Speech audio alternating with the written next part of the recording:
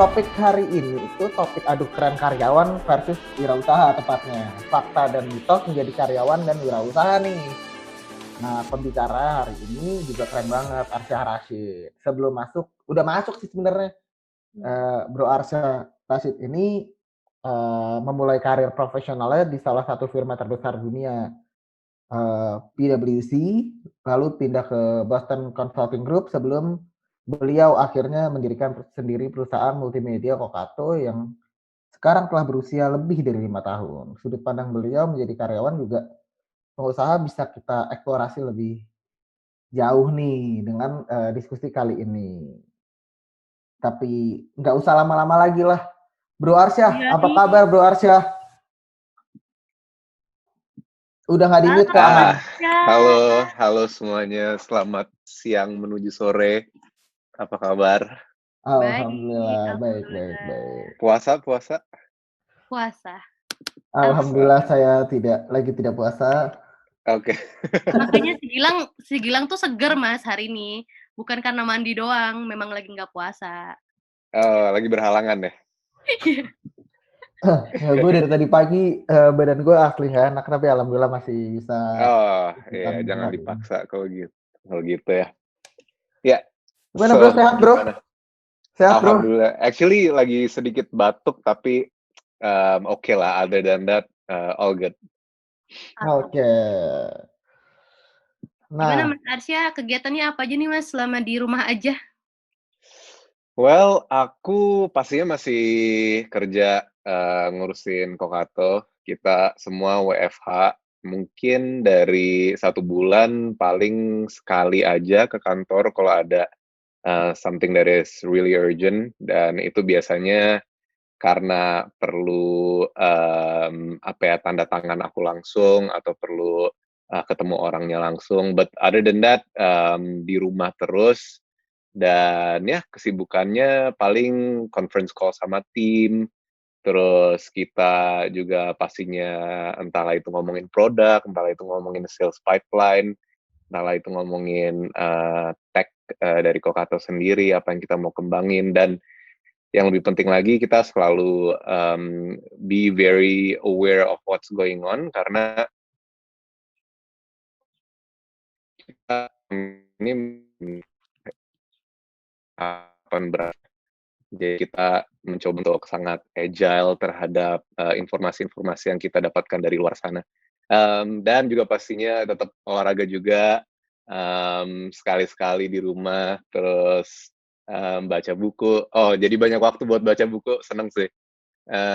Kemudian ngapain ya? Masak. Jadi coba hal baru ya Mas? Iya, coba hal baru, masak. Ya, gitu aja sih. Ulang, dengerin Lang, Mas Arsya tuh kayak gitu tuh olahraga Lang. Lu puasa enggak, olahraga enggak, gimana coba dong, aduh. Ya, ntar lah ya, bismillah, doain aja. Bertahap.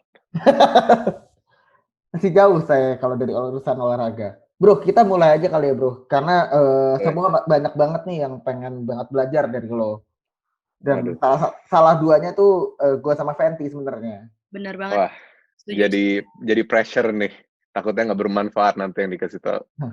Nggak apa-apa, ditaruh aja bebannya yang banyak di pundak Anda, nggak apa-apa.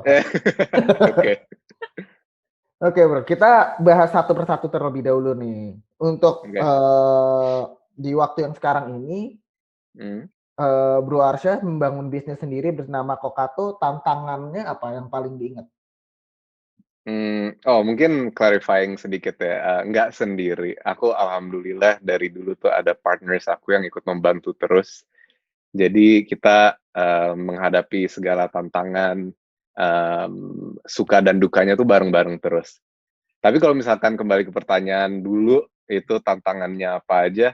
Wah, banyak banget sih. Dari yang kita kan mungkin sedikit going back a little bit ya. Jadi Kokato is a bootstrap tech company which is quite rare di ranah startup. Jadi kita dulu tuh nggak ngambil dana dari venture capital atau investors even sampai sekarang. So kalau dari dulu tuh tantangan terbesarnya adalah managing the cash flow.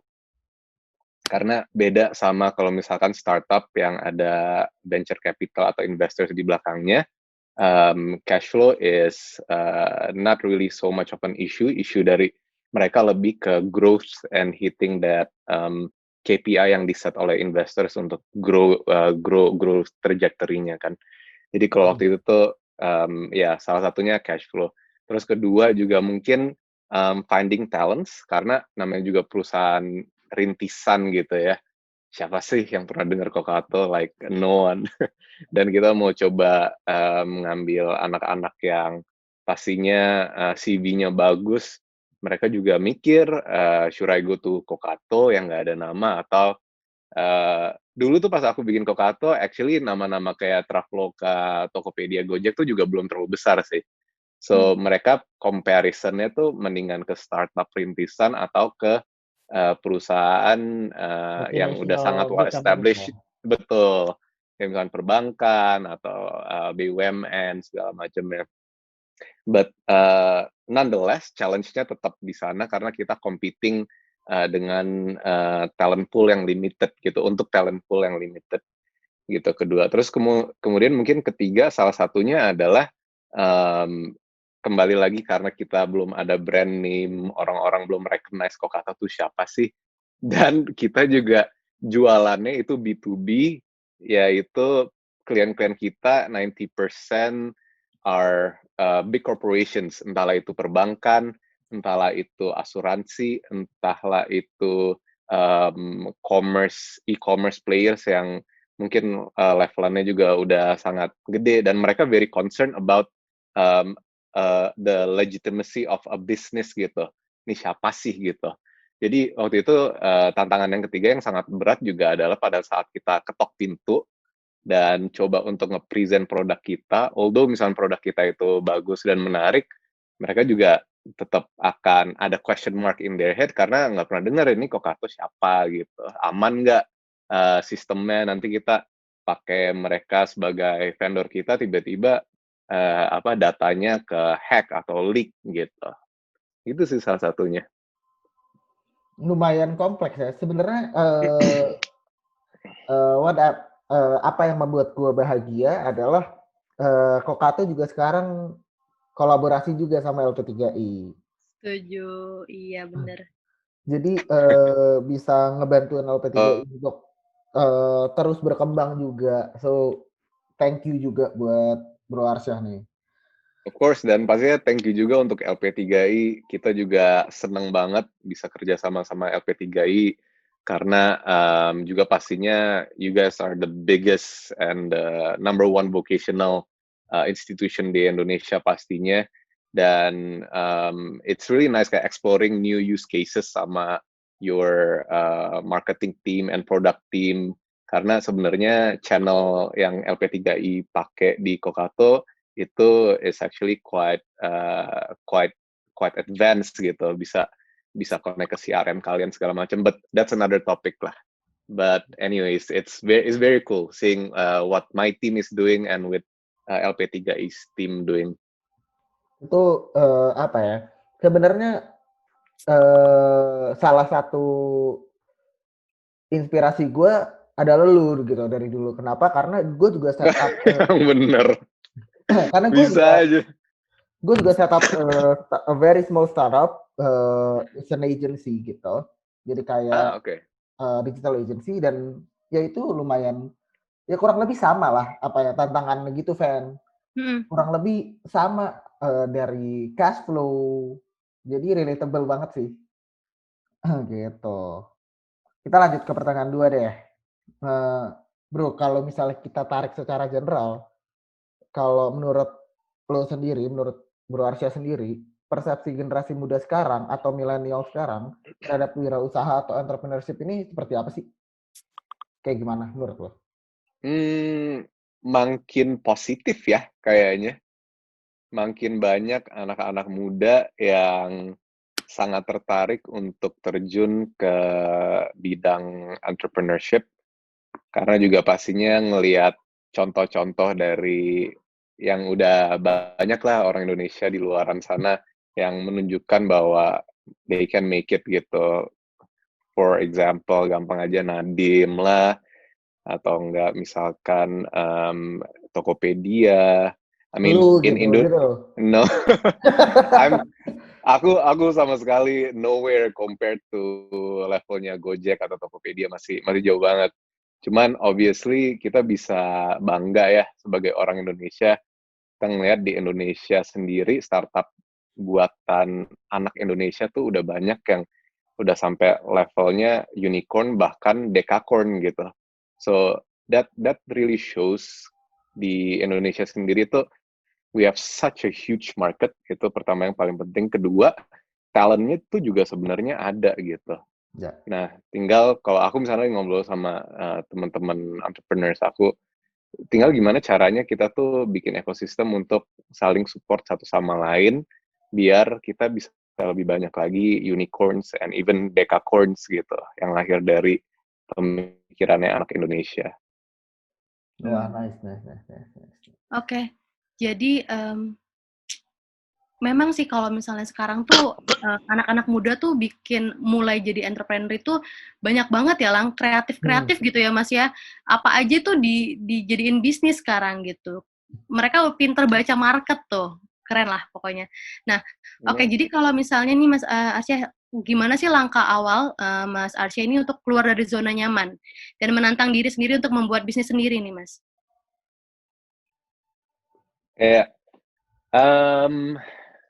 Good question. Jadi kalau aku tuh dulu pas bikin Kokato, kebetulan aku ketemu partner aku di BCG, perusahaan konsultan yang aku dulu kerja sebelum bikin Kokato.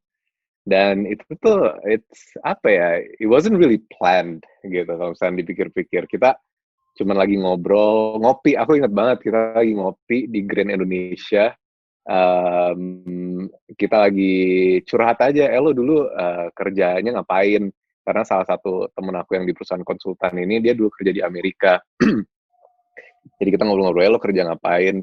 Terus dia cerita, oh gue dulu di Amerika kayak gini. By the way, di Amerika tuh ada teknologi kayak gini loh. Terus aku langsung kepikiran, gimana teknologinya, coba jelasin. Terus dia jelasin, terus aku langsung, wah, di Indonesia ini belum ada. We gotta make it here gitu. Terus abis itu ya udah dari situ kita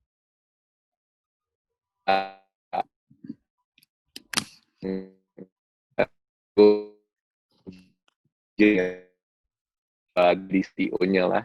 Kemudian and yeah, there it is, produknya setelah 6 bulan jadi. But kembali ke pertanyaan kamu tadi, gimana sih keluar dari zona nyaman? I think it goes back to what what you aspire to be. For example, jadi nggak semua orang tuh harus jadi pengusaha loh, by the way.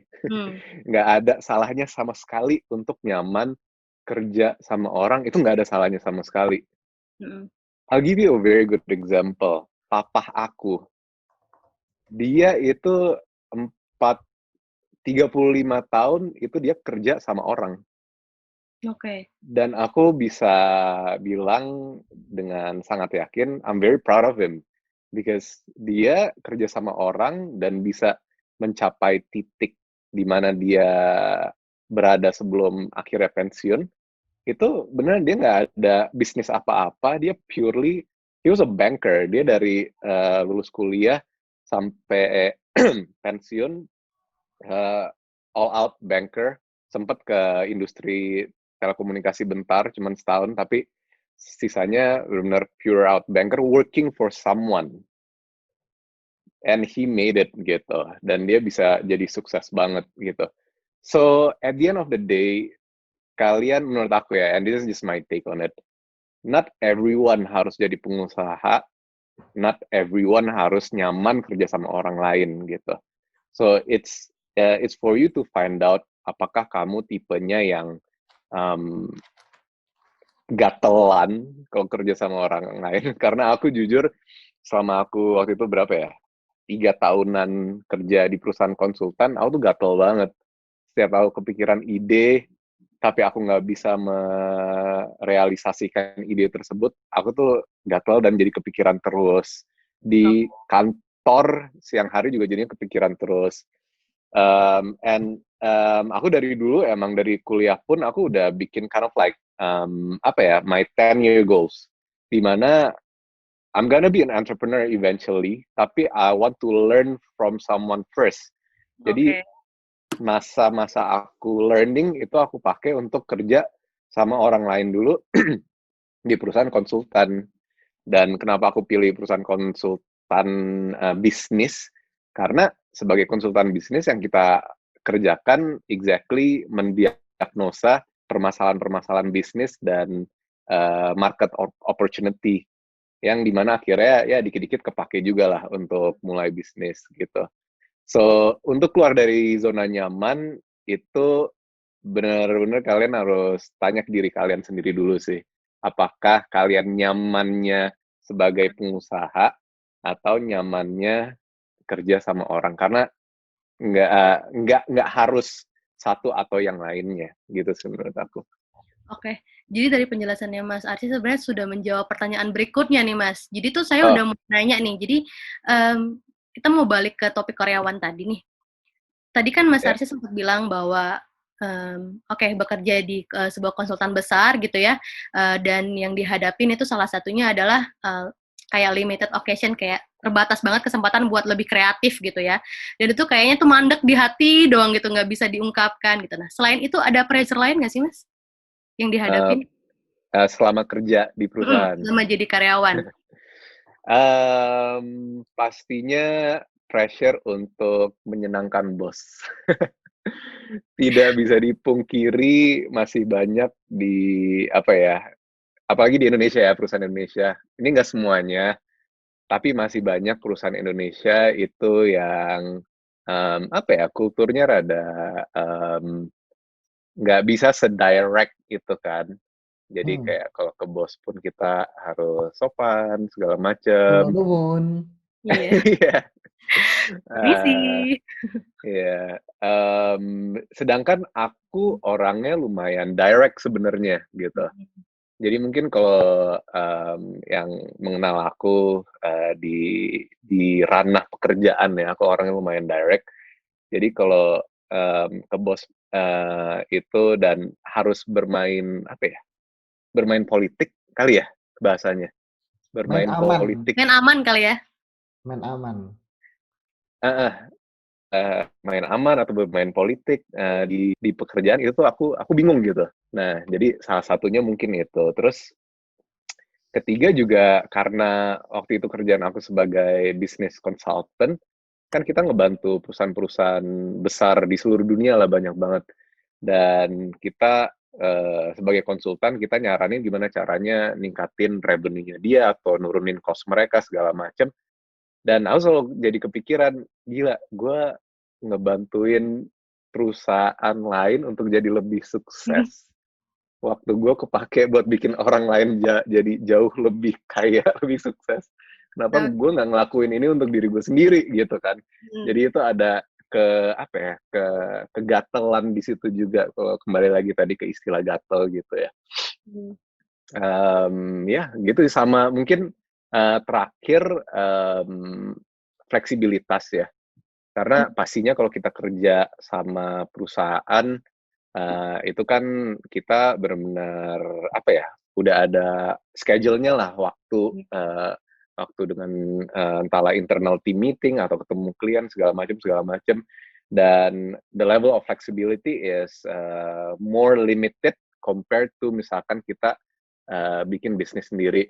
Walaupun mungkin pada saat nanti kita bikin bisnis sendiri sebenarnya waktu kerja kita jauh lebih panjang, tapi nggak kerasa aja gitu. Kalau misalkan kita kerja sama orang, kayaknya misalkan jam 9 malam ada email untuk dibalas, kayaknya aduh gila, males banget gitu.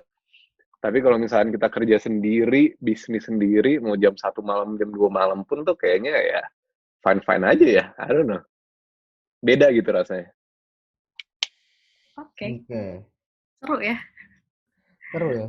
Ya, jujur gue sebelum masuk ke LP3I, gue kerja sendiri. Habis itu ya gue ngerasain apa yang dirasain Bro Ars ya. Cuman beda salahnya gue nggak salah sih maksudnya beda path-nya itu adalah gue tuh lulus kuliah langsung bikin usaha sendiri dengan tingkat Hmm, kesotoyan yang sangat tinggi. hmm, Jadi ya, sekarang ada problem anak muda sekarang banyak kayak gitu tuh. iya betul. Iya, iya, iya. Nggak salah sebenarnya, tapi jat, ya semua punya jalan masing-masing lah, and then Betul. ended up akhirnya sekarang jadi bisa apply apa yang udah dipelajarin dari bisnis sendiri ini di LP3I juga, dan nanti apa yang dipelajarin di LP3I juga coba dikembangin sendiri. Tapi bener banget sih untuk yang dibilang tadi Bro Arsya, bahwa kalau di kerja untuk orang kadang-kadang yang kita rasain tuh ini kok bisa work dibuat si ini kok bisa work tapi bukan buat diri kita sendiri gitu. Ya, exactly. Ya. Gitu. Itu kadang-kadang suka ngeganjel lah di rasanya pengen dikembangin gitu. Hmm. Bro, Ya. Ya. kalau gue pengen tanya nih, menjadi anggota tim di sebuah perusahaan, kantor atau pabrik, apa kira-kira interpersonal skill yang menurut lo nih yang Hmm. dibutuhin untuk jadi tim anggota yang baik? Kan lu udah pernah kerja di beberapa perusahaan dan juga lu sekarang leader, one of the leader Ya. dari Kokato. Kira-kira soft skill, interpersonal skill apa sih Ya. yang dibutuhin? Eh, menurut aku ya, I think yang paling penting dan yang akan bisa bikin kamu menonjol banget tuh your how active you are in contributing towards entah itu discussion atau itu ngasih ide ke perusahaan atau just be proactive gitu. Jadi ini misalnya aku ngambil pengalaman kan kita ada regular meeting, kelihatan banget mana yang pada saat meeting itu tanpa ditanya pun nyaut gitu, nyaut untuk ngasih suggestion, ngasih ide, atau even nge-challenge gitu, which is something that kalau di Kokato kita encourage gitu. Misalkan ada nggak setuju, challenge aja, it's really fine gitu. Dan I think yang kedua adalah attention to detail. Ini hal yang mungkin kalau buat aku sangat penting juga karena um, it shows the quality of work that you're giving out. Tapi misalnya kita giving out to the client gitu. Misalnya kita ngirim proposal, terus ternyata ada nama klien yang sebelumnya, karena proposalnya itu template, that really shows the attention to detail is really bad dan kelihatan bahwa ini individu itu tidak apa ya, tidak mengerahkan seluruh apa ya, bukan tenaganya, seluruh kemampuannya untuk memastikan the quality of work yang kita kasih keluar sana tuh udah yang terbaik gitu. Terus habis itu yang ketiga mungkin nggak bisa dipungkiri emang hard work itu bakal kelihatan banget sih results-nya. Jadi mungkin aku step back a little bit. Jadi walaupun kita banyak applicants yang mungkin IQ-nya tinggi, GPA-nya tinggi, tapi kalau misalkan dia itu tipenya yang tidak bisa mengerahkan apa ya, the ethos of working hard di company, at the end of the day itu tuh this is 100% guaranteed bakal kebalap sama individu yang mungkin GPA-nya di bawahnya itu orang, tapi dia bisa menunjukkan bahwa dia itu pekerja keras gitu.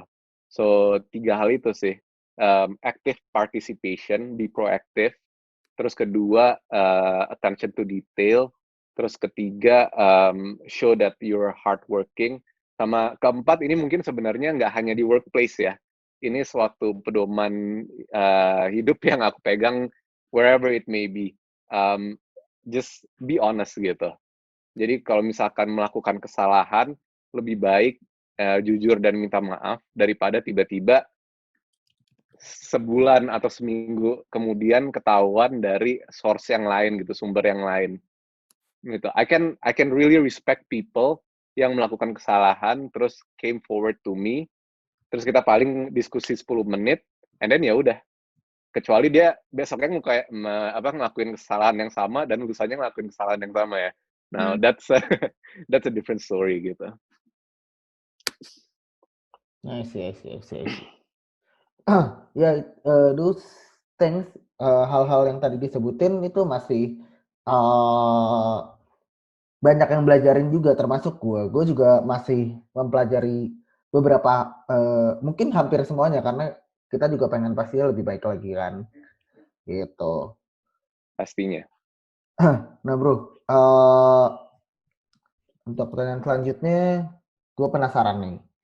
Apa yang mungkin bisa kita pelajari dari sudut pandang plus maupun minus dari menjadi anggota tim atau karyawan di kantor kita? Sorry, gimana? Kira-kira kita bisa pelajarin apa nih dari berbagai sudut pandang gitu. Kan kalau dari karyawan kita hanya pegang satu sudut pandang.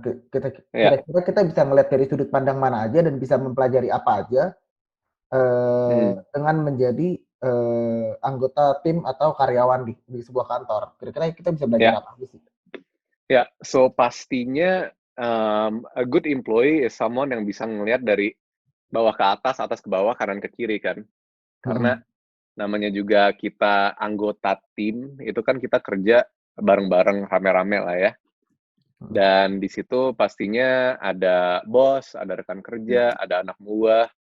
Jadi for someone yang ingin really excel at what they're doing, kayak bisa sangat-sangat successful lah di kerjaannya sebagai karyawan, you need to be sensitive towards your subordinates, anak buah, juga rekan kerja, dan juga atasan gitu. Jadi kita nggak bisa ngelihat dari angle misalkan karyawan bawah ke atas aja gitu. So this is the part where EQ, emotional intelligence ya, itu sangat penting. Dan kenapa juga banyak artikel yang bilang kalau di ranah pekerjaan itu tuh udah nggak bergantung lagi terhadap IQ gitu. Orang-orang yang naik ke atas biasanya orang-orang yang justru EQ-nya tinggi, yang interpersonal skill-nya itu jago dan bisa ngebaca situasi gitu. So ya kurang lebihnya kayak gitu sih. Dan pastinya kalau misalkan mungkin untuk fresh grad akan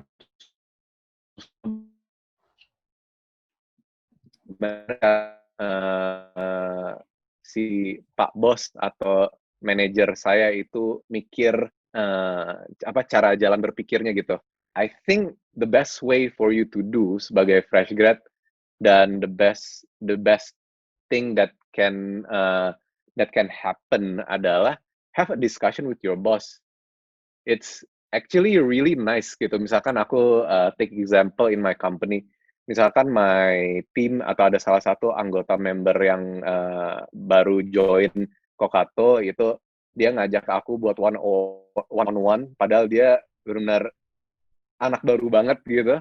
Terus dia just ask for my time, Mas, boleh one on one nggak? Aku mau nanya-nanya nih. Wah, for me that's really good gitu, karena menunjukkan bahwa ini anak tuh pengen belajar dan pengen tahu gitu. So itu kembali lagi ke poin aku yang sebelumnya, being proactive in the workplace gitu. Show your boss that you're curious in how to jadi successful aja gitu, becoming successful in the work gitu, in the workplace. Oke, jadi kalau misalnya nih Mas, kita adu setelah jadi karyawan, terus sekarang udah berbisnis nih. Nah, situasi mana nih yang buat Mas Arsya tuh ngerasa, oke, gue berkembang nih secara personal maupun profesional gitu? I think situasi in terms of relationship between employees kali ya. Karena kalau dulu kerja sama orang, itu tuh lebih mikirin kira-kira apa yang bos gua akan mikirin tentang gua. Karena tidak bisa dipungkiri yang ngenilai aku ya dia gitu. Untuk aku progres di karir itu benar-benar tergantung penilaian dari mereka gitu. Nah, kalau misalkan sekarang yang beda adalah aku harus memiliki kayak semacam helikopter view untuk ngelihat kualitas dari setiap individu. Mungkin nggak setiap lah, kalau setiap mungkin pusing juga, tapi individu-individu utama di perusahaan, karena kualitas kerja mereka itu yang akan eventually menentukan Kokato ke depannya kayak gimana gitu. So the pressure is definitely heavier, but also the learning apa ya, the how much you learn from it itu juga jauh lebih dalam setelah setelah jadi pengusaha sih. Karena ya kita kayak tadi aku bilang, mungkin kalau pas jadi karyawan kita ngelihatnya one track gitu, dimana kalau misalkan jadi pengusaha kita ngelihatnya semuanya gitu, helicopter view. Ya. Berarti mindset-nya beda ya, Mas, ketika jadi karyawan, terus sekarang jadi ketika berbisnis gitu. Jadi, iya sih. Ya, ya pastinya mindsetnya akan beda sih, dan karena juga pasti di sini siapapun yang pernah memulai bisnis akan tahu rasanya memiliki bisnis sendiri tuh udah kayak punya anak sendiri ya.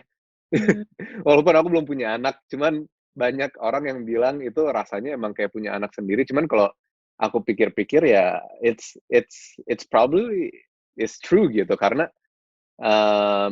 you tend to kayak kecampur aduk antara apa ya, your emotional feeling sama your apa ya, logical mindset terhadap beberapa situasi gitu. Kalau dulu kan misalnya kita kerja sama orang ya, mungkin ini aku aja sih. Kalau kerja sama orang kita nggak terlalu emosian terhadap sesuatu yang terjadi di perusahaan, ya kan? Karena itu kan ya udahlah, itu perusahaannya si ini gitu.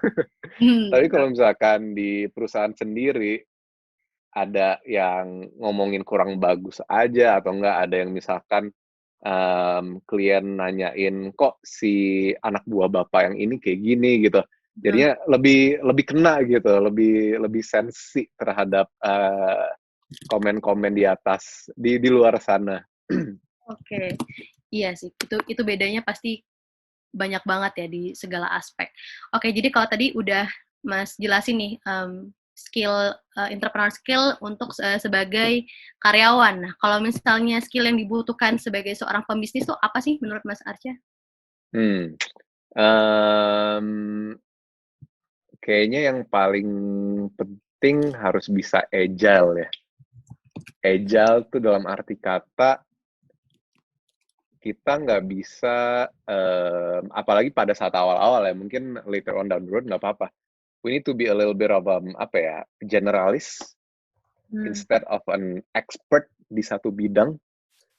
Karena pada saat aku pas awal-awal mendirikan Kokato, aku jadi semuanya. Bayanginnya kita cuma 3 orang.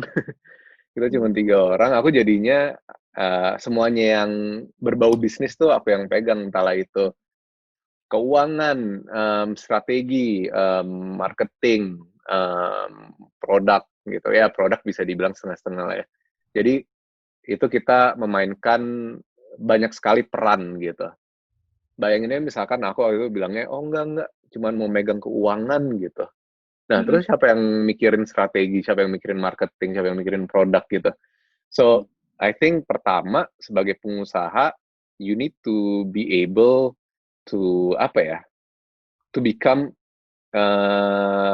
a multi-hatter gitu. Ada istilahnya multi-hatter adalah orang yang bisa apa ya, jadi memiliki beberapa peran gitu. Terus habis itu kedua juga don't be afraid of failure, karena itu tuh udah hampir nggak mungkin enggak gitu.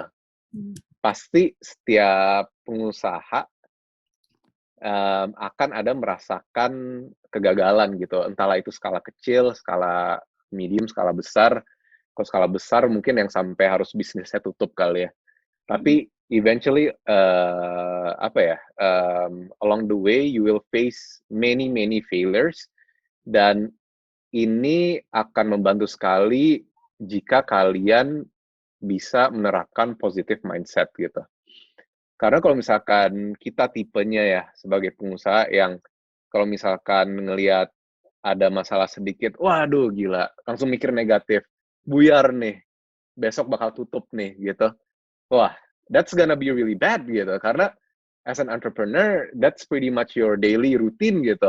Pagi, siang, malam kita pastinya kemungkinan-kemungkinan di luar sana, apalagi sekarang lagi ada pandemi kayak gini, kalau kita nggak menerapkan positive mindset, mungkin wah udah akan, I don't know, mungkin udah stress kali ya, udah sangat depres gitu. So, try to be able to see things in a positive ways, even if it's really, really bad gitu.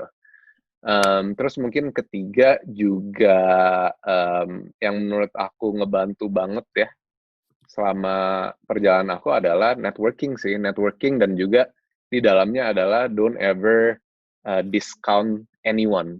Discount anyone tuh maksudnya simpelnya mungkin jangan pernah merendahkan orang lain karena kita nggak akan pernah tahu nantinya itu akan bisa ngebantu kita di mana dan ini udah kebukti banget times and times again di perjalanan aku selama hampir 6 tahun terakhir ini, bahwa suddenly that person that I met randomly long time ago, tiba-tiba bisa ngebantu gitu.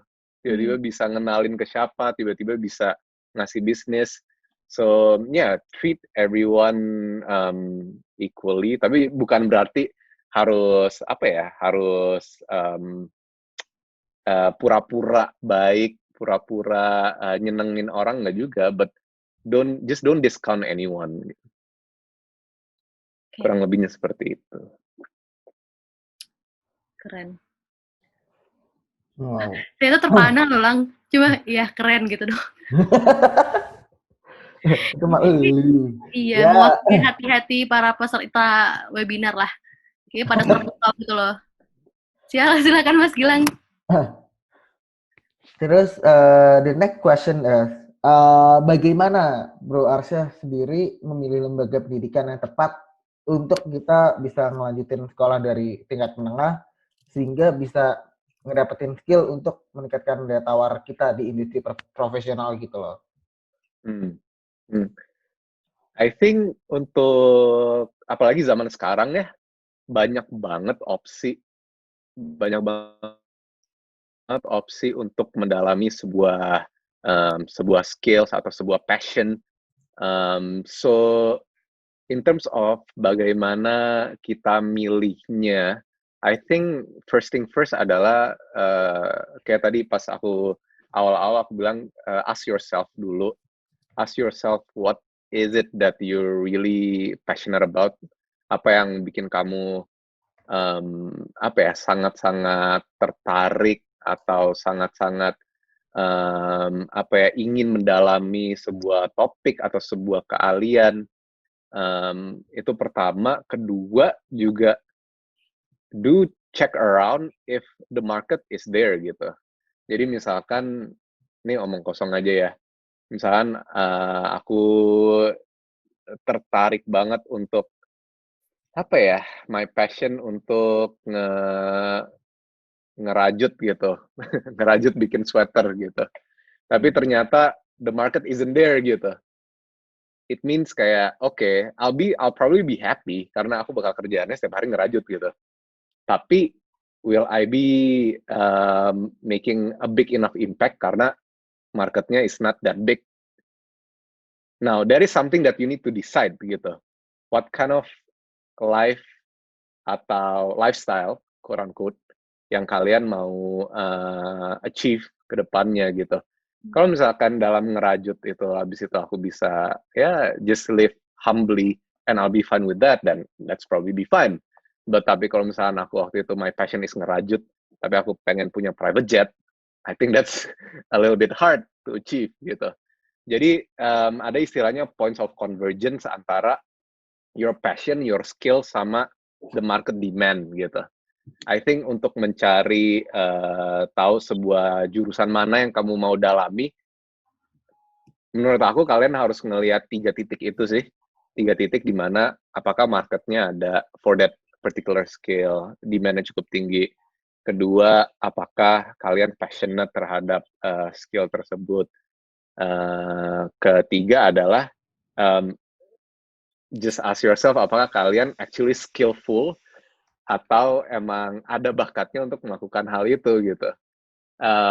Ini lebih ke ya it's a apa ya, hard truth, tapi itu sesuatu yang perlu introspeksi sih. Jadi jangan sampai kita jalan taunya sebenarnya kita hanya suka. Ya nggak salah juga sih untuk hanya suka, tapi kita siap sejauh mana kan untuk push sukanya kita gitu kan. Jadi tetap harus realistis ya. Nggak salah sama sekali. Even aku ada satu contoh yang sangat real dan sampai sekarang pun aku kalau lagi ngobrol sama my employees dia nanya aku ceritain. Ini contoh yang sangat a good example of that points of convergence yang tadi aku ceritain. Jadi aku dari kecil aku tuh pengen jadi pembalap. Aku tuh suka banget sama mobil, aku tuh cinta itu sama otomotif. Sampai akhirnya pas SMP, dan nilai aku tuh dari SD SMP tuh mungkin pas-pasan ya, biasa aja dibilang murid teladan, murid nomor 1 di sekolah juga enggak. So, papa aku yang melihat aku sangat passionate terhadap otomotif, bawa aku ke Sentul buat ya udah muter-muter aja balapan. Itu pas aku SMP akhir. Dipinjemin mobil balap temennya dia. Terus aku disuruh muter-muter aja. And then at the end of the day, dia nanya ke aku, kamu tetap masih mau jadi pembalap gitu. Karena kalau kamu mau jadi pembalap, ini kamu udah SMP akhir, kamu nggak usah SMA, kamu langsung aja kursus balap. Fokusin itu, passion kamu. Tapi abis itu dia juga jelasin bahwa, dan ini sedikit reality check sih, dia jelasin bahwa di Indonesia sejauh ini, market untuk balapan F1, dan aku dulu tertariknya F1 ya, bukan MotoGP atau segala macamnya. Itu masih sangat kecil. Di Indonesia aja belum, pada saat itu, sebelum Rio Haryanto sempat F1 6 bulan, pada saat itu belum ada orang Indonesia yang berhasil masuk F1. Rata-rata itu didikan di Eropa, di Inggris. Di Amerika pun dikit sekali. Di Eropa dan Inggris biasanya itu ada akademi khususnya. Mereka umur 5 tahun udah dijejelin gitu. Dia ceritain itu ke aku, it's a little bit of reality check buat aku, bahwa ya walaupun aku passionate banget dengan ini, probably the market isn't there gitu. Dan probably I'm 10 years too late, 10 tahun telat gitu kalau aku tiba-tiba mau ikut kursus balapan gitu. Terus habis itu dia bilang ke aku satu hal yang bikin aku lebih kayak, oh iya benar juga. Coba misalnya kamu jadi pengusaha, kemungkinan suksesnya di Indonesia itu kita lihat banyak konglomerat top yang berhasil, itu kamu bisa beli tim balap, bisa beli berapa aja tim balap yang kamu mau, dan itu nggak ada limitnya loh. Terus aku pikir, iya benar juga sih. Dan kamu kalau punya tim balap, kamu mau pakai mobilnya buat balapan iseng-iseng sekali-sekali, ya nggak apa-apa kamu ownernya. And from there on, aku langsung kepikiran, okay, the point of convergence yang tadi aku bilang itu nggak pas. Jadi aku langsung beralih pikir, okay, one day I'm gonna own a racing team, di mana I'm gonna race a car, kapanpun aku mau. So, insya Allah, amin. Amin. Jadi kurang lebih kayak kita misalnya mau mencapai angka 9 itu bisa dicapai dengan 5 tambah 4 atau 6 tambah 3 atau 7 tambah 2. Ya banyak banget jalan ya kan bro itunya. Banyak banget. Itu tambah 1 gitu kan ya. Iya. Untuk mencapai sebuah tujuan itu nggak harus maksain diri untuk melakukan hal yang itu gitu.